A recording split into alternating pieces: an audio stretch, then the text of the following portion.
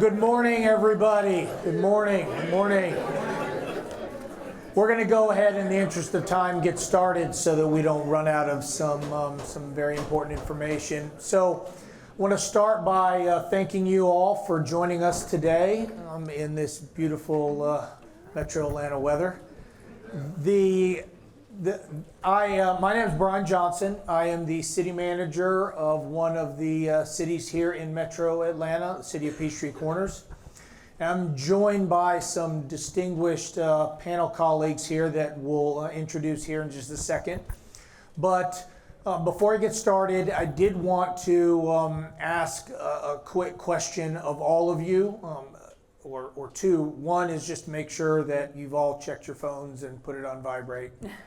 Second is, panelists, the questions that I'm asking them to answer specific to what we're talking about today. It's always helpful to know what fields our audience is from. So by a raise of hands, who here is a startup themselves, and a small business owner in the small business sector? All right. Either small business or startup. Mm-hmm. And then who's here that is in the capital sector, where, capital for small businesses? Okay, we got a few. And then who's here just because you were wandering around the streets? Because, there's no food. There's a seat right up here if that's the case, because good on you. Okay, so let's just dive in here real quick. Just wanted to say a few things before I introduce the panelists. Small businesses aren't just part of the economy. As you all well know, they really are the economy. They generate 41% of U.S. GDP and 2/3 of the jobs in this country. And yet more than 40% of small businesses say they struggle securing basic financing. That's not just a statistic, that's a warning light. The ground is shifting under every business. As you all know, technology evolves faster than some can keep up with. Digital competition is global. Supply chains can be turned upside down overnight. And then again, capital access remains sometimes uneven. Today's session is called Straight Talk for a reason. Entrepreneurs don't need just buzzwords. They need tools that actually work. They need ecosystems that lift them up instead of leaving them behind. So, as the moderator today, I'm also speaking as the manager of a municipality that created Curiosity Lab, which is an ecosystem, a 600-acre section of our city, which we've turned into a testing and demonstration site for emerging technologies coming from small business, startups, large business, but it's a support ecosystem to help companies, scale their product. So there'll be a little of perspective that I speak on today regarding that, because I have seen firsthand that the right environment can transform a business and make it possible. So today we're going to be focusing again on what small businesses can do now, not someday, but now, to future-proof their success. So let's go ahead and dive in. I'm going to ask my esteemed colleagues here to spend about 30 seconds introducing themselves and what segment of their job specifically applies to what we're going to talk about. Claudia. Hello, everyone. I'm Claudia Adamson. I'm the head of small business at Truist. And love some of the stats that you shared. We're super passionate about small business and the impact on the economy. And you raised a point around the GDP, and I want to put that into context. So if you look at the small business ecosystem in the United States, we're driving around right at 44% of GDP. If it was a country, it would be the world's third largest economy. So everybody that raised their hands is making a meaningful impact on the economy. And at Truist, we believe in building better lives and communities through purpose and our values. And you guys are at the absolute heart of that. So I'm absolutely delighted to be here today. Thank you, Claudia. Good afternoon, good morning, everyone. I'm Kimberlyn Harris, and I'm head of small business philanthropy at Wells Fargo. The difference between Claudia and I, she's on the business side, I'm on the philanthropic side. And what that means essentially is that I fund programs across the nation so that entrepreneurs and startups can have access to capital, advisory services, and additional resources. What I would say at Wells Fargo is we've been really creative in how we think about access to capital. It's not just grants. How do we infuse equity and debt into the hands of entrepreneurs? So also happy to be here and join this conversation today. Hello everyone, my name is Philip Grant, and I am the small business representative for everyone out there who has a small business. Just provide some of my feedback from the last 10 years of operating my business. My business is 9238 Coins and Designs, which is a keepsake business that focuses on memorabilia as well as tokens of appreciation. So we do lapel pins such as the Hope, Operation Hope lapel pins some people have wearing currently. We also do keychains, and we also have a patented invention which shows protecting your intellectual property, which also helps with future-proofing your business. And Philip is also a veteran. Oh, I am a veteran. Yeah. 21 years, Both 6 veterans. months, 6 days. Both veterans. Yeah. Thank you. That's right. Okay, so let's start with what every small business owner does feel in their bones, and that's capital. I mentioned earlier 40% small business owners say they struggle with securing capital. So let's talk about what actually works. So let me start, Claudia, with you. What questions should successful small businesses ask when planning or preparing to scale? Great. Whenever you're considering scaling, you should take a long, hard look in the mirror and say to yourself, is this about vanity or sanity? So, am I growing for growth's sake, or am I trying to build a better business? And as you consider that, I think there's four key questions that you should focus on, and they're in themes, which is the as-is, should be, barrier, and payout. So the as-is is when you're thinking about your business and considering scale, really have a radical candor with yourself about how that business is performing today. What are you doing? Who are your clients? Are you profitable? Do you know how the money is coming in and where the money is going, et cetera? Should be is your purpose, your vision for that business, and where you want to take that business. And does scaling actually make an impact? The barrier is taking that time to really evaluate your business and determine what barriers might exist. Is it with your products? Is it with your people? Is it with your systems? Is it with logistics, suppliers, et cetera? And finally, really thinking about the payout. So if I were to scale my business and I did understand where I was going, what is that future going to look like? What is that payout? So begin with the end in mind. And it really is about being a bit transparent with yourself and holding yourself to account. Kimberlyn, what financing or grant models do you find generates the biggest lift in especially underserved communities? Yeah, so I'm trying to coin a new phrase, and I want you guys to take it on with me, which is underestimated communities, because I think our small business is actually quite underestimated. But what I would say is at Wells Fargo, again, we're trying to be really creative and innovative. It's not status quo, make a grant to a CDFI or to another nonprofit who's going to make a grant to you. But how do we ensure that small businesses can retain their equity, retain ownership of their business? It is doing low cost, really patient capital, if you will. So we're talking 1 to 3% if there's debt involved or equity involved. And also being innovative with our partners around the type of products that they can provide to entrepreneurs. Products like revenue-based financing. So if you've heard of it before, revenue-based financing means you get a small debt loan from a lender, typically a CDFI, and if your business is not making profit or not making revenue for a given quarter, then you don't have a payment. So the product adjusts with where you are as a business owner. Those are the type of flexible capital options you should be looking for as an entrepreneur to grow your business. I don't want to tout Wells Fargo, but what I will share is that we did make a $20 million commitment this year in various communities across the country to do just that. There are a lot of businesses that are what we call in the middle of growth. They are ready to get to that $1 million, to that $2 million. but there are barriers to getting there because they are too big for a CDFI, not big enough for traditional banking, and they're stuck. And so we're doing investments where those businesses can get capital to grow their assets, their inventory, to build capacity. So I think we as funders have to get really creative in the type of products that we support so that you all have access to real flexible capital when you need it the most.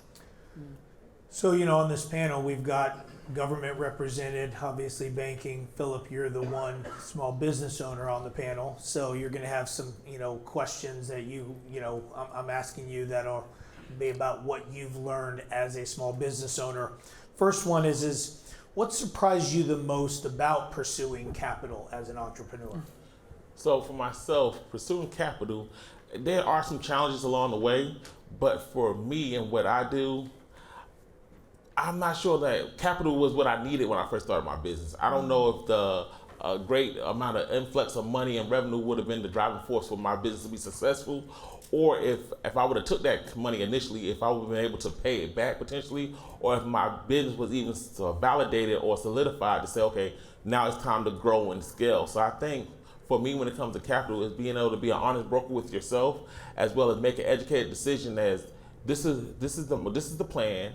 I educated myself on the process of returning this investment by taking on this additional debt and additional income.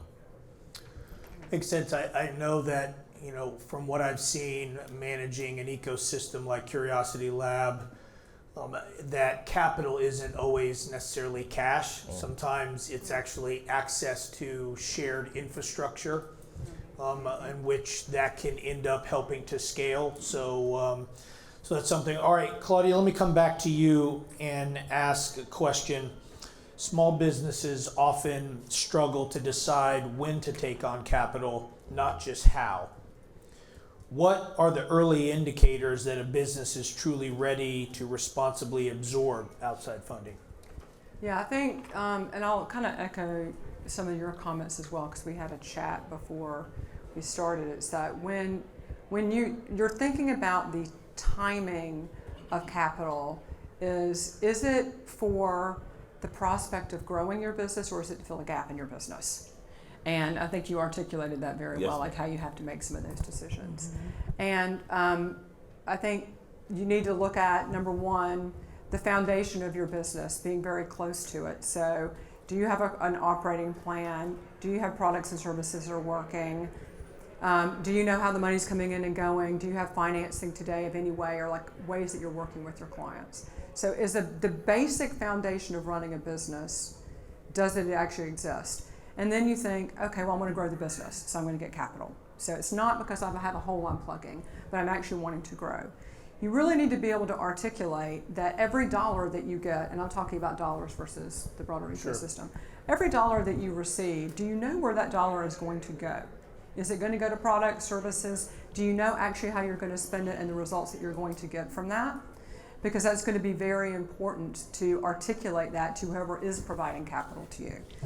The third element of it is, does the actions that you take from getting that capital actually convert into money that you can use to pay off the capital that you borrowed, right? So we can all just get very excited about growing your business, but you do have to take that step back and say, does the growth move to an investment that generates revenue, that then creates profit and cash that I can actually pay it back?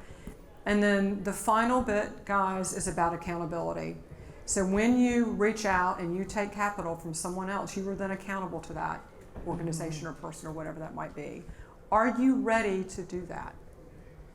It's okay if you're not. Like, it doesn't always the answer isn't always capital. But when you do take that step, you are accountable to the people that you borrowed that money from. So are you comfortable with the conversations? Are you comfortable with the times where it's going to be difficult? Because that if you go into that relationship knowing that, I think that's the absolute right time, after you've really pushed on those questions for yourself. It's a good transition to Kimberly. Got a question. In your opinion, what readiness gaps prevent strong businesses from accessing capital? There are several. I do want to make a point to what you said, Claudia. It's also defining what growth is for you in That's that. right. Is it growth of capacity, growth of assets and inventory, revenue versus profit, right? I've seen $2 million businesses who don't make a profit, That's right. right? So it's also being clear where you are in your growth journey and what that looks like.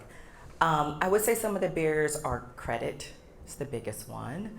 Like financial literacy and where do again I stand in my overall financial portfolio, having relationships with local community development, financial institutions, and other banks, some of the other barriers. And so what I am really focused on for 2026 is this term and this notion around technical assistance needs to be elevated. And it needs to be elevated to more advisory services, mentoring, and one-on-one coaching. Every business is unique and have unique challenges, unique needs. And so we're really trying to get to a place that if John Smith has a challenge in his financial portfolio, can I pair him with an expert who can coach and direct him towards getting to that next step in his business journal? So I do think some of the barriers are, again, that credit and financial literacy, but are all solvable with the right advisory services, pairing that with capital readiness and capital providers. Good point. Very good point. Philip, how did you evaluate debt, reinvesting revenue, or partnerships as your early strategy? So for me, from an early standpoint, my business, small business, are all about reinvesting for me. And like, I was in the military when I started my brand, so a lot of the money and revenue I was seeing within my business, I had the luxury to be able to recycle it and put it back in the business for product development, as well as just scaling and growing.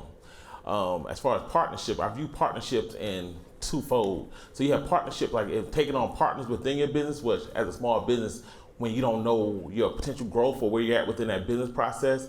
Me personally, I don't like people in my business. I don't like people doing too much.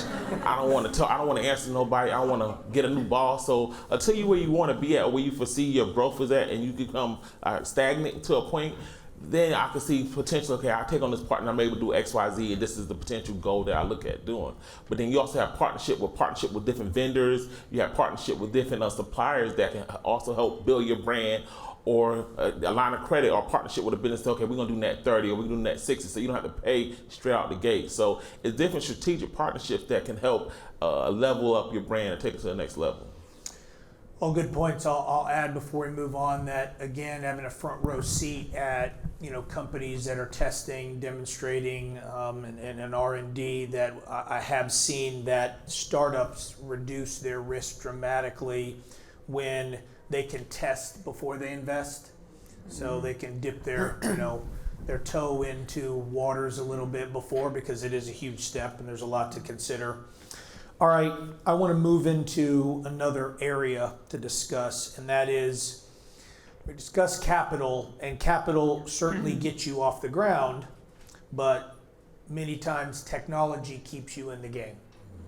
With the way society is going, with the way technology is moving as fast. And so as for small businesses who aren't tech companies, this part can feel very intimidating. So let's break that down. Claudia,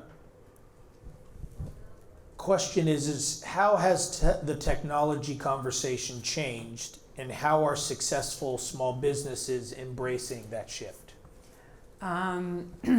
I love this question so much.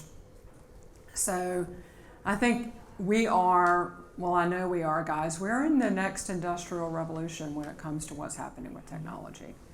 And how the conversation has really shifted is that technology is no longer a nice to have. It's really just the bare minimum, and it's table stakes. And I think a lot of the discussions that we have today are often around AI. That's one of the biggest things that's happening, and how small businesses can embrace that, and how large businesses like Truist as well can, and we are embracing AI to better serve our clients. And I think what's really important is to not get lost in the fact that AI is going to come take jobs. I do think AI will take jobs of people that aren't good at using AI, but there's a difference there, and you can employ that. And the other element of it is that if you look at AI as strictly a way to remove tasks or make something completely efficient, we may be missing some of the most important points, which are that it's supposed to be reducing mundane tasks so we have more time to spend growing our customers and understanding our clients. And so the way I like to refer to that is that you've got AI, but what's more important than AI is EI, or emotional intelligence. And as AI becomes more and more relevant and embedded in our society, it's the emotional intelligence and how we use AI that's really going to set people apart. And that will be the AI plus EI equals your return on investment. So listen, there's a lot of ways that you can employ this. I look at AI as a little coach that's sitting on my shoulder. You can literally ask it anything and it will help brainstorm with you. So I'm very bullish on companies that are starting today. I think the world is your oyster, and the expertise that you need is sitting right beside you at all times. But just employ emotional intelligence as well. And that's, we do have to always remind ourselves, regardless of how big AI might become, one thing we can never remove is the people, the human component, and relationship building is a huge part of that. We're going to always have to have relationships that you have with other people. And so your emotional intelligence is always going to be a very important part of that. Kimlin, what have you seen or which low-cost or grant-supported technologies do you believe are most underutilized? So real quickly, I love your point, Claudia. Your AI is on your shoulder. Mine is a team member. They're a team member. They're on the payroll, right? That's how you have to think about your AI component. Give it a name. Mine's Cha-Cha. Just give it a name. What did you call it? Cha-Cha. Cha-Cha. Yeah. All right. Okay. Mine's Rhonda. Sounds like a fun AI. Cha-Cha and Rhonda. Give it a name. So how do I think these technologies are really hindering growth of businesses and sometimes in underserved communities is adoption and fear. We heard a little bit of that last night from Keisha Lance Bottom and talking about Coinbase and cryptocurrency and how people are afraid. And to your great points, Claudia, it's not a fear. It is get on board. This train is already moving. And if you're not on board, you're going to miss out on major opportunities. And I think they're twofold. The one opportunity is how do you use AI to really gain efficiency and capacity? That's the biggest barrier to business growth is capacity. So AI can certainly help you with that. And the second one is there are so many new ideas, new businesses, and ways to leverage it to really be innovative and do something you hadn't even planned on doing. So my biggest thing that keeps me up at night is I do not want small businesses that benefit from programs that Wells Fargo supports to miss this moment. It is a moment. And so there's so many free courses and programs that you can join to get trainings and education around AI. I'm happy to share some of those with you. We partner with Silver Lining out of New York. We partner with the NASDAQ Entrepreneur Center. And they do great free programming to teach you how to leverage AI in a way to really build new business plans, really grow capacity, et cetera. So that's one. So just like at Truist, at Wells Fargo, we're thinking about AI internal. How are we being more efficient and productive, not to eliminate staff, so that I can do more strategy and growth building in my portfolio. And then we're also funding, I think there's about 20 nonprofits that we funded this year alone, specifically for AI, free resources to entrepreneurs. So we have to do a better job of making sure you guys are aware of what those resources are so you can take advantage of them. Philip, what did you find was the tipping point where you felt like adoption or integration of technology was non-negotiable when it came to growing your business? So I would say time. And so as an entrepreneur, small business, time is most important because at times you're doing everything. And so you're trying to figure out a way to streamline the process, to develop systems and process to help alleviate some of the time spent on accomplishing some common tasks. So by adopting AI, you have a team. Like I said, I like to think highly of myself because I like me. And so with me liking me, I like AI and I feel like I'm good at what I do. So it's like 10 of me now. So I have this team member's doing this, he's doing this. And so like the way my brain works, I might be working 10 different options or 10 different subjects at one time. It's all me working it through my thoughts and my ideas. However, I got him as the project manager managing this one, he's a project manager managing this one. And then at the end of the day, I just roll it all up. So it makes makes things a little bit easier, a lot bit easier, if you will. That makes complete sense. Claudia, let me come back to you. What's the one digital first step that tends to unlock the most operational value? I would encourage everyone to, and I know we do this at Truist, is we put the client at the center of our thinking around everything from efficiency, creating a frictionless environment, and helping our clients succeed financially. And so I think everybody that has a small business should be doing the exact same thing. So when you're prioritizing your technology investments or how you're going to focus on this within your organization, start with the client. And what that often will mean is, how do you accept payments from your clients? How do you pay your clients? What advice are you getting to be more supportive of your clients? Where are you putting the data for your clients, like CRM systems? So I would say that would be the starting point to help create the most efficiency and actually create a better experience for your clients.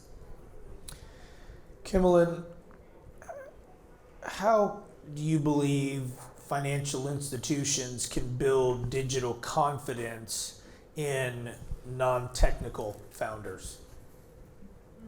Trust and education. I said it already, but it is one, building trust. Folks have to get more comfortable with AI and other technical tools. Our community partners and leaders help with that. They bring that trust component to the work, back to the collaboration and building these ecosystems. And what a funder, a bank can bring is capital, right? So we can create capacity and roll out more tools that businesses can use. So I would say those are the two main factors to closing the technical divide. And I can't stress it enough. We as funders have to do a better job of educating entrepreneurs in this space so they know what's available. There's so much funding in the ecosystem. There's so much funding. And I just think folks don't know about it. And so how do we support them in getting access to that funding and to the education? Philip, how do you decide which new technologies are worth investing in? All of them. No. So it's pretty much, you have to look at where you're at within your business, and pretty much a lot of times there's a lot of trial and error that you're going with, but a lot of these companies, they're so excited about what they're pushing, what they're selling, they give you a seminar, they give you like a walking through the process, how it can benefit your company. They even evaluate your company sometimes, say this is where we can see gaps within your business that by implementing our tool, it'll help.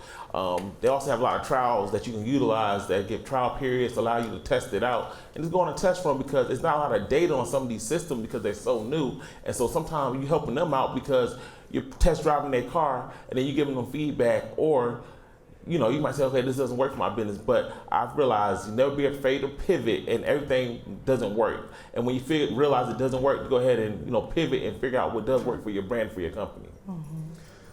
I know that from a municipal standpoint, we recognize when it comes to economic development and trying to make our local ecosystem as healthy as possible to have as many small businesses flourishing. With technology being as pervasive, one of the things we can do is make sure that all areas of the city have the same access to the same level of technology, whether it's fiber connectivity, access to cloud storage, things like that, infrastructure things that we can have in place so that if a Philip ever came and was like, I'm looking at moving, my business or relocating it or expanding it, what do you got? Well, he's got to factor in all those things to make sure that he could do it and he doesn't lose, his internet isn't, spotty, or he doesn't have high-speed access to cloud storage or whatever. So it is, we use the word ecosystem a lot, but it takes a lot of different things. Speaking of that word ecosystem, no business succeeds alone, at least not anymore. Companies that survive disruptions are the ones that are plugged into strong ecosystems. So let's look at the models that actually move the needle in this. So Claudia, question for you. What's the best way for a small business to think about ecosystems and how they should engage? So first of all, I think everyone that in this room deserves a bit of a round of applause because you're clearly embracing an ecosystem because you're here today. Yeah, good point. Good So, point. well done. This is a beautiful ecosystem we have here, and a lot of people to meet in this room, which I look forward to meeting you guys after. I look at an ecosystem like small business is a seed, and the ecosystem is your garden. And there's lots of different plants you can grow in a garden. You can have fruit, you can have flowers, etc. And so I think when you are trying to work an ecosystem, you need to really isolate where you want to play. So by that I mean you need to be intentional. So really defining in your own garden who the key stakeholders are, members of an ecosystem might be, and that should be from a finance perspective, marketing, grants, financial institutions, educational, etc., and your peers. And I think losing my train of thought there, I've completely lost my train of thought there. It happens. Happens to me It happens to me all the time. It happens to me, yeah. The second part of it really is around something everybody else here has done very well today, which is show up. So it's great to like plan out your ecosystem and where you're going to participate, but I think taking that action and making the plan on a monthly and weekly basis to participate in the ecosystem is also really important with your plan. Mm-hmm. Kimberlyn, what separates strong business ecosystems from fragmented ones? True collaboration. Back to the factor of building trust between, in my case, the funder and the nonprofit partner or community development financial institution. One thing that we do within my portfolio is we don't just give a grant, right? I can make a grant for several $1 million and walk away and say, Wells Fargo, good job. You funded this program. That's not how we drive this work. We make a grant and we are in partnership with that nonprofit partner, and that partnership starts with community. So when we start building out the program, Philip is at the table. I need to hear from a small business that's experienced barriers, that's experienced challenges, and what we need to build. This journey of entrepreneurship and what we're seeing, headwinds coming from multiple directions, is changing so quickly, including the technology. As soon as I thought of a program, it's already changed before I get to the point of rolling it out. So it's really key that I have community partners that can be an extension of the mission and vision of the strategy that Wells Fargo has around supporting small business philanthropically. But that's what makes a true, strong partnership is constant communication, viewpoints from the small businesses that are impacted by our programs, and letting there be a drumbeat to that. It's not a one and done, but a routine update on what's needed so that we can pivot accordingly. Also in that ecosystem is municipalities. It is Chamber of Commerce. It is elected officials. It is community leaders, right? It's a full Universities. breadth. It's universities, right? It's a full breadth of folks who touch this ecosystem to be part of the conversation. That's true success. And then agreement on mission and alignment, right? I may meet a partner that says, I really want to help small businesses do A, but my strategy is B. We are not aligned. So we're not going to hit our goals. So really finding, I would say community development institutions and nonprofit partners who are aligned with the mission of the work we're trying to accomplish. Well, ecosystem strength truly is an abstract. I've seen companies grow faster when they're not innovating in isolation. Mm-hmm. And it is, that.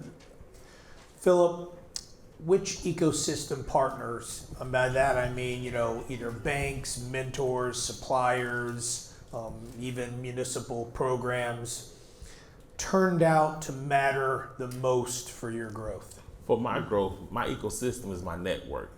For me, it's like, I think as an entrepreneur, as a small business, sometimes we work so much within our own spaces, within our head, that we forget to look outside and foster those relationships with people to help brainstorm or to help just build or help troubleshoot your brand. So I have a lot of mentors that I speak with on a day-to-day basis, and that's from like religion, from business, just different components within my life. I have that mentorship to ensure that I'm able to grow within those aspects. But for me, I have a strong military following, and if you're familiar with the military as you are, you know that if you tell me to do something, to go with something, I'm gonna go with it based on the rapport we have with each other within the military community. So a lot of my stuff is word of mouth. A lot of my network and my ecosystem of the military allows my brand to grow and foster because I have that credibility built within that brand. Which, you know, that group, in your case, forms is in the form of like a mentor. It's like a group mentor where you can bounce ideas off of them. Say I'm looking to do this, or I need help navigating a certain thing, and you've got people who will step up and say, I got you. Is that, and I'm sure if I know a guy who knows a guy, and that's Yes. the biggest thing. And so That's right. Yes. a lot of people, it's a lot more veterans in today's society. So for myself, I met you and you're a veteran, and so it's like I might need something from Peachtree Corners one day. I'm gonna call them. I'll call anybody. That's right. Dog. Well, and that gets back to some points we made earlier about emotional intelligence and relationship building. Yeah. I mean, it doesn't matter who you're dealing with, you're still in this ecosystem going to be dealing with a person. That person is oftentimes holds the keys to some part of the kingdom. And the better relationship you can develop with them and continue to cultivate is going to be the better support you get, the better mentoring you get. I would like to say for a small business, sometimes our biggest challenge is getting to that person or getting them to answer our emails or to write us back. And so for us, it's imperative for us to come to events like this for us to network and just to speak to people. Like I met some amazing people out here who I might have never would have met if I didn't just come and show up. And now your job is to grow that relationship. Exactly. If they And return so, your calls, yes, right? yes, And follow yes. up, right? Exactly. I was going to say really quickly, Brian, you Yeah. know, I'm sure all of us heard it from our parents growing up, mind the company you keep. Mind the Ah, company good you point. keep. So mind the company you keep in your network. A lot of businesses that I run into, I've been working with a lot of businesses in Altadena and LA area who were impacted by the fires. And they said when it mattered most, it was who was in their network, the company that they kept. If they didn't have inventory, come use my kitchen to cook. If I don't have this product, I have some that I can give you for free. So keep that in mind as you're building your network, your unofficial board of advisors. Who can you go to when you're faced with a challenge or a barrier to really help you close the gap? And they're willing to help each other. Great point. Great Yeah. point. Claudia, let me come back to you.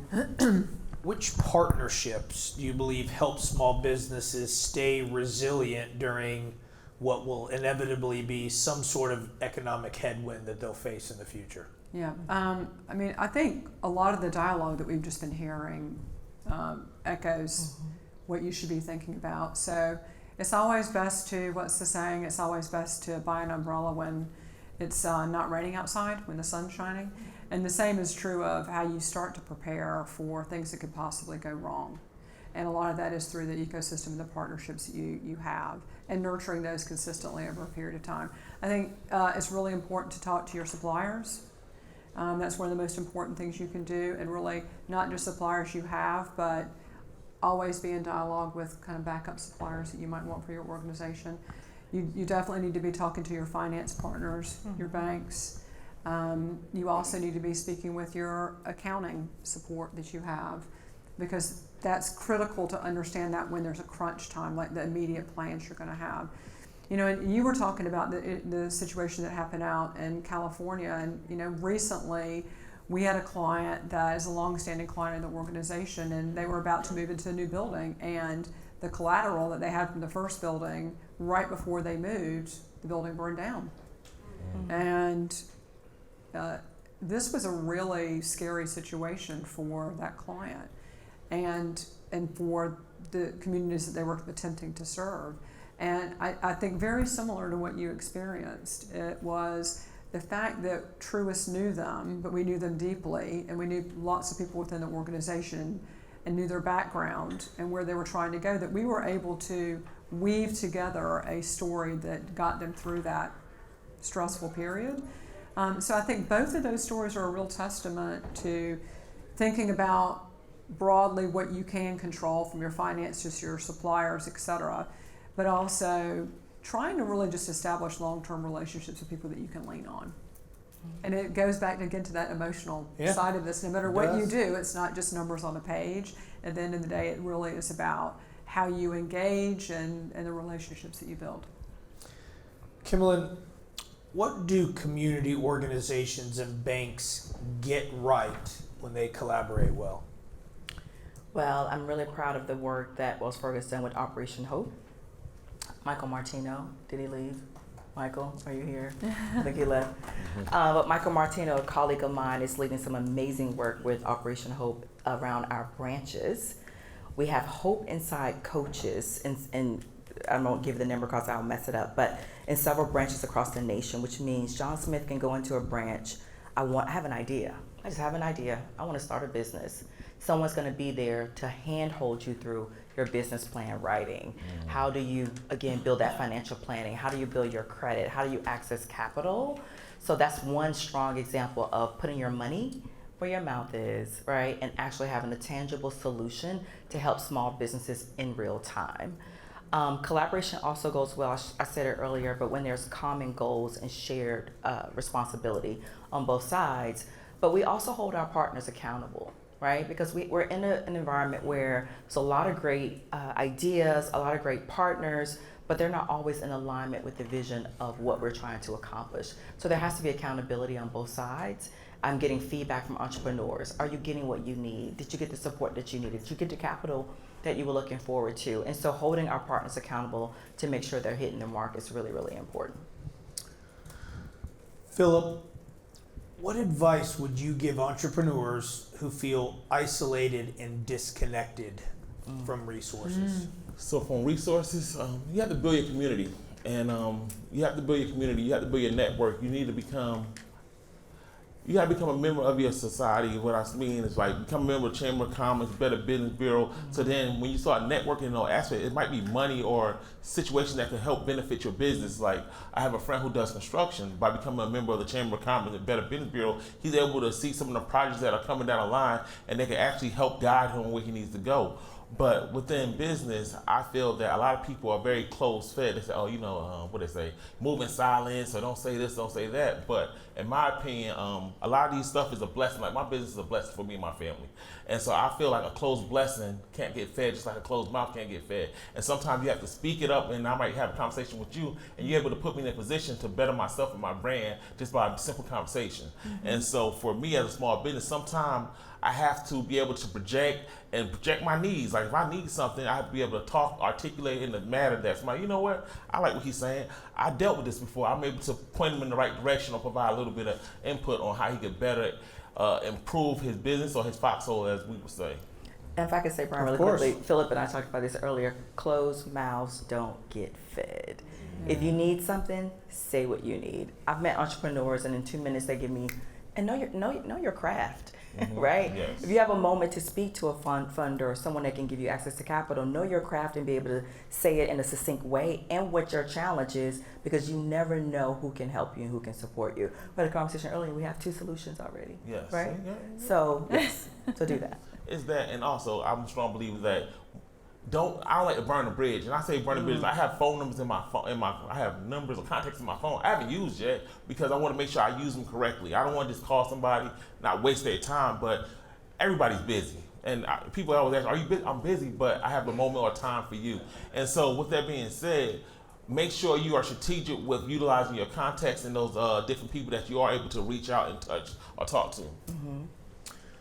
So I'm going to spend a couple of minutes here while I give the panelists a chance to kind of come up with their closing message that they want to impart on you. We're talking about, how to help small businesses, but when you look at small businesses in the aggregate, that activity is what all communities from a commercial standpoint are, desiring to achieve. Like cities and healthy cities are ones in which you have a lot of healthy business activity within it. And, we're no different as a municipality, and we compete.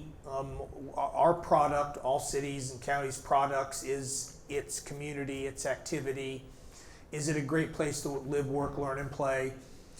Listening to all of this, all of the important things of getting a small business to a point where it's scaling something, it's doing well, it's, being a great corporate citizen of a community is, again, what all cities want, which is why in the city of Peachtree Corners we created this living laboratory for small businesses that have products that they want to either test because they think they've got it right, but they want to see how it operates in the wild with the public, or they have a product that they're like, I know this works, I know I can sell it, but I just I can't get enough traction in the world for them to know that my widget is as awesome as I am convinced it is. That is why we took what's really the future playing field of technology, and that's public right-of-way, public roads, sidewalks, public spaces, and turned it over to small businesses like yours to utilize to expand your product free of charge without having to give up intellectual property ownership, without having to deal with multiple governments. So looking for something like Curiosity Lab that we have in Peachtree Corners or other locations in the world is also a good final step. If you've lined all this up, you've taken all this advice, you feel like that, you need that location to either kind of enhance it or really make sure that the world knows that it exists. Look for locations like that. When you are a successful corporate citizen like that, cities will eat their firstborn to get you into their community. I mean, we will. I mean, because we're only as good as the business activity that we have in the aggregate. And so really, we're always the biggest fan for companies, small businesses, startups that really take this advice to heart and end up creating that next great widget, that next great software, service, whatever it is. All right, so Brian, do you have time for one or two questions since we have extra time? we do. I was going to say, Yeah. I was going to give you all an opportunity Yeah. to give your final thoughts. And if we do have a little bit extra time, we can maybe open the floor for one or two, but not yet. So if you want to do that, we'll go ahead. So Claudia, just give a minute or two of kind of your closing thoughts, something that you want everybody here to leave the room with not forgetting. Awesome. So I'd like to thank everyone here for joining us today and for actually participating in this overall event. So at Truist, we believe that building better lives and communities, but actually it's small business owners that are really building better lives and communities. You're driving the economy, the communities that we serve, and you should have some swagger, right? You are actually driving the economy of the United States of America. So I really want to land that with you, is that there's a lot on your shoulders and that you're building the future. You can clearly see the conversation that we're having here, that there is help to grow your business, that it is around the ecosystem using technology, finding a capital when it's appropriate, but also just having someone to speak to. So we encourage you to reach out to us, to anyone here on the panel, but just thank you for all that you're doing and have that swagger. I love that, Claudia.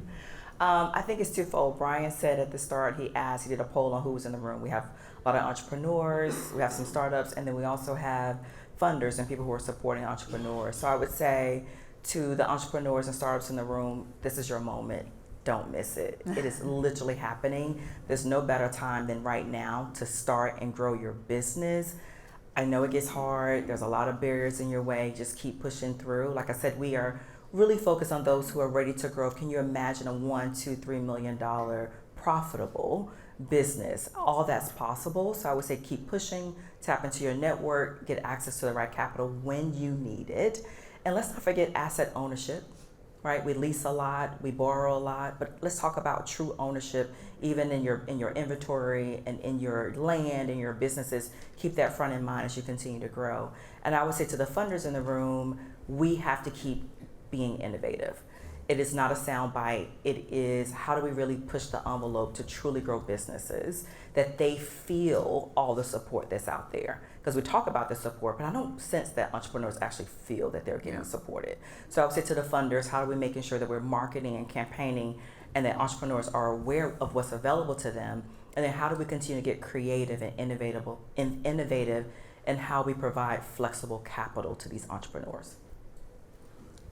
Hello. So I want to say thank you as well, but I think I'm gonna start with we just had Thanksgiving last week, sitting at a table, my family, it was like 25 people. I hosted. It was great. And so we're sitting there, and my brother was like, "Yeah, so how your little business going?" And so the way I feel about it, there's nothing about what I do. That's nothing right. about my business. That's right. Don't say little. Don't do that. Don't do that. I don't know who you're trying to imply, but we okay over here. You okay? But anyway, so that's no here, no there. So what I want to say is that people get a bad idea when you say a small business, but a small business have high revenue. So just having a small business is not a negative thing. It's not a bad thing. And then on the other side, some people don't want nothing more but a small business. And so for some reason, whenever I talk to people, I'm like, "Oh man, that's a great idea. You should start a business." My wife would tell me, everybody don't want to have a business. Everybody doesn't want to have multi-million dollars. Everybody, not everybody. I mean, I feel like a lot of people want to have multi, but a lot of people don't want the responsibilities that come along with that, or scaling to the point of I have 45 stores or this location. So you got to figure out what the small business looks like for you. What looks right for you as a small business. I'm retired from the military, so a small business for me allows me the time to be a husband, to be a father, to take my daughter to school, pick up every day. So that's my perfect small business for myself. However, you have other entrepreneurs who want to grow it and want to have that conglomerate of a small business. Mm-hmm. However, don't let nobody tell you your business little, and it can be little and still be great. That's all I'm saying. That's right. Great point. Small businesses and entrepreneurs are really eternal optimists, though. For those who do want to do it. It is not for everybody, but they're eternal optimists. Those of you who are in that, you bet on yourselves every single day. But our job, whether it's government, financial partners, mentors, whomever it is, our job is to make that bet a little bit less risky for those who are making it. Future-proofing a business, kind of my final thought, future-proofing a business isn't about predicting the future. It's about building the muscle to adapt. And that requires access to capital, the courage to adopt new tools, and an ecosystem that doesn't leave founders isolated.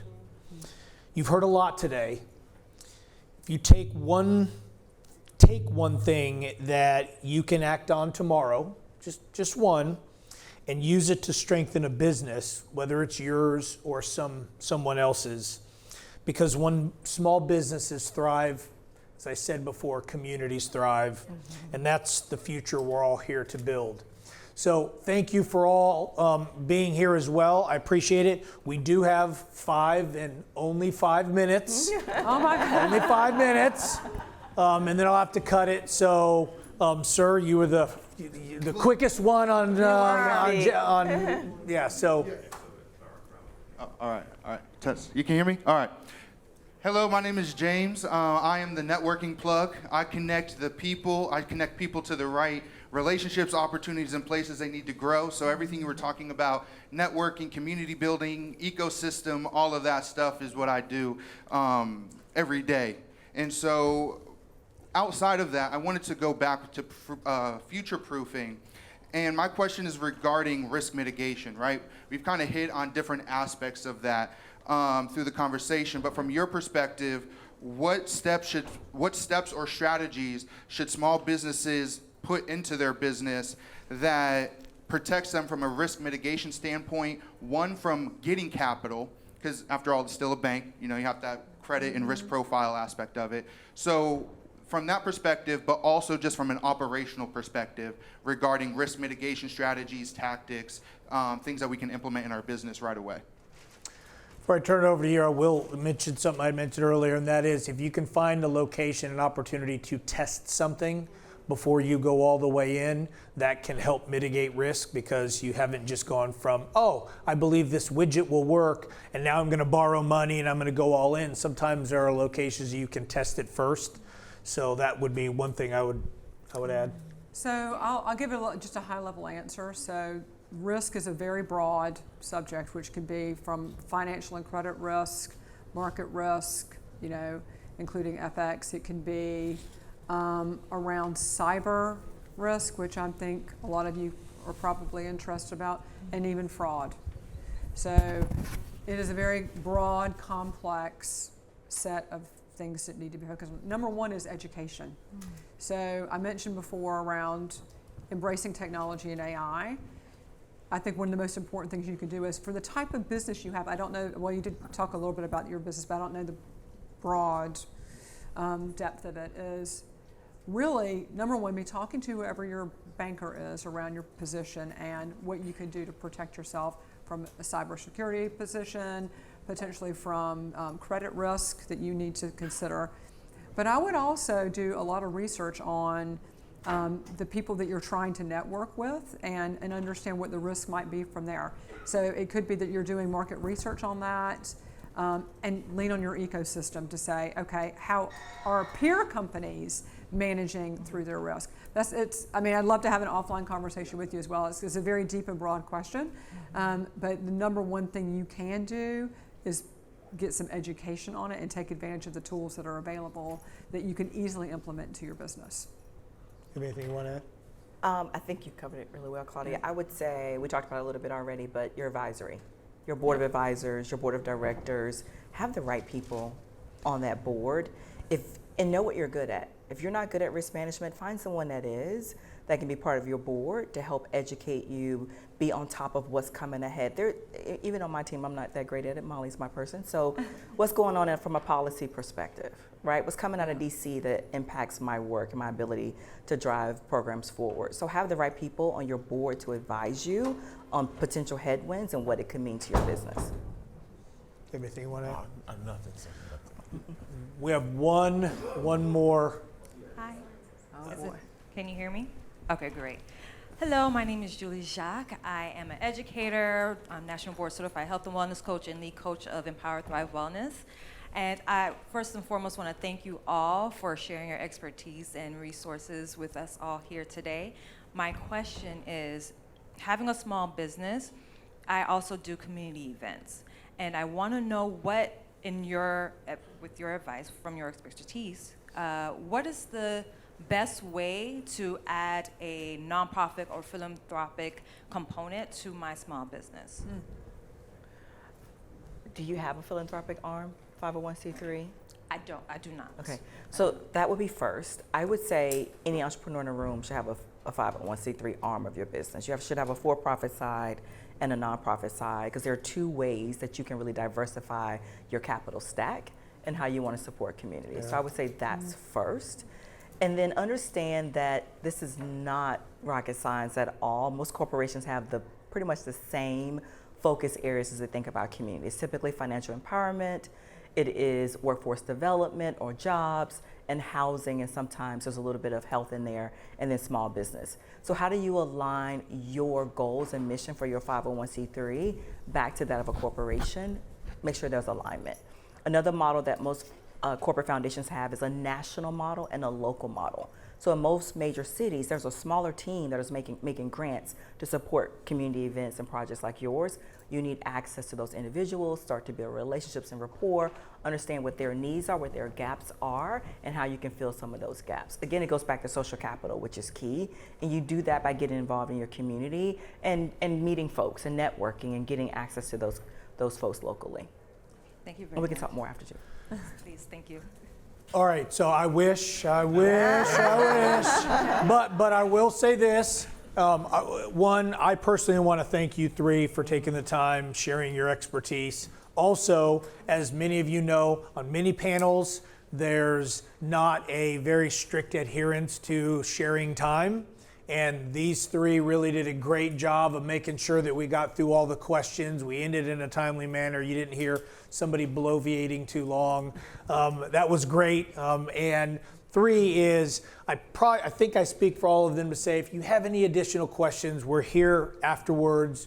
You can have one-on-one, share business cards and talk more. But thanks for your time, participation. Enjoy the rest of the event.